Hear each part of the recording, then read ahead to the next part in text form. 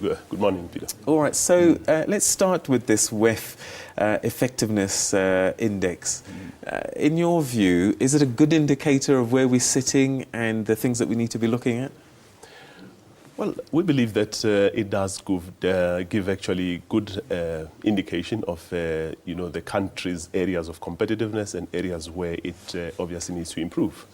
And it is for that reason that we, as Brand South Africa, the marketing agency for the country, have decided that we need to bring in all stakeholders to really look at how do we leverage on those areas of strength in making sure that we can deliver on the objectives of the National Development Plan. And secondly, how do we then look at those areas of challenge and get all the relevant stakeholders to put shoulder to the wheel and make sure that we can improve on those. But don't we already know what to do? I mean, this isn't really brain surgery. You've just got to make things attractive and simpler and easier to do. I've just come back from Rwanda, for example. I spent a week there. And they're racing up the charts there because they're just making it easy to do business in their country. But that's precisely the point, Peter, is to get the commitment from all the relevant stakeholders to make sure that we work on those areas of challenge. As you say, indeed, we do know the areas of challenge, but we also do know the areas where we are doing well, which can help position this country strongly and make sure that we can realize our socio-economic development goals. So indeed, the meeting tomorrow is about getting the stakeholders to essentially get to commit to those areas in many ways. Who are the stakeholders? Stakeholders range from business, government. We have, for example, the Deputy President will be doing the opening address. We have our Minister responsible for monitoring and performance evaluation. Obviously, that's a very important area for the competitiveness of the country. We have ministers like Minister Manuel who will be there. So essentially, government will be well represented. We then have business, because business is a critical player as well in ensuring that we become competitive. Business Unity South Africa will be there. We have also the BBC will be present, BLSA. And then we have obviously other civil society role players. We have the media, but we also have academia, because competitiveness, we look at it in a very broad sense. It's from education, skills, labor. Okay. And we have 5 sessions that we are going to break up. So is labor going to be there? Because, of all the headaches that the international community is looking at when they think about South Africa, one of them is labor, yes. The unrest, the labor policies, etc., etc.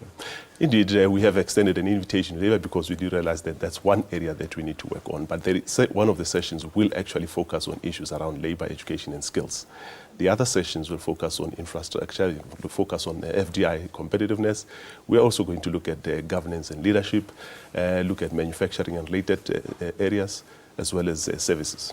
Are you hoping that at the end of this we might even see some policy changes? It's not so much about policy, Peter. We already have good policies in place. I think this is more about saying, how do we move with urgency to implement a lot of those? And how do we get the commitment from the various role players to ensure that to implement these, realize the National Development Plan and address our socio-economic challenges as a country? What role do ordinary South Africans have to play in this? Because I remember at one point, when you said this thing is made in China, people laughed at it. But, they're sending rockets up into space now, and a lot of the goods that we buy in the shops are made in China. Should we also be thinking about helping in branding SA, A, in the way we talk about it, and B, I suppose, as consumers buying SA products? Those are among some of the things that we as ordinary South Africans can contribute. You raise a very important point. In fact, South Africans actually have to play a part in making this country competitive.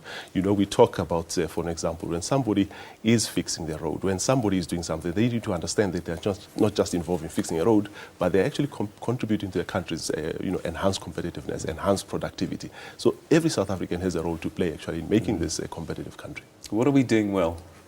There are a number of areas where we are doing very well. In fact, if you look at the study that you mentioned, out of 7 of those areas, there are 12 pillars that they look at in the GCI.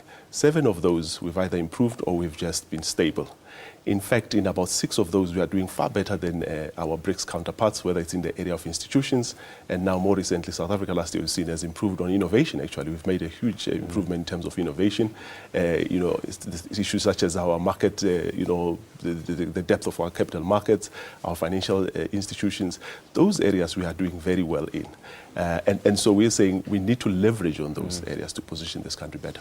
So you say stakeholders there. Will the international community's interests be represented? Because I guess that's what really matters the most, is what people out there are thinking about us. This being our inaugural forum, Peter, we decided that this has to be about us as a nation in conversation about getting things done. I think, as you rightly said, we do know and understand some of the challenges, and this is not so much about getting someone from the outside to come and tell us what the challenges are. It is about us as South Africans recommitting to making sure that we act on the good things that this country can do and has done, and then we address those that present challenges currently. Well, we certainly wish you the best of luck. It's all happening tomorrow. CEO of Brand South Africa, Miller Matola, thank you very much indeed for your time, sir. Thank you, Peter. Thank you.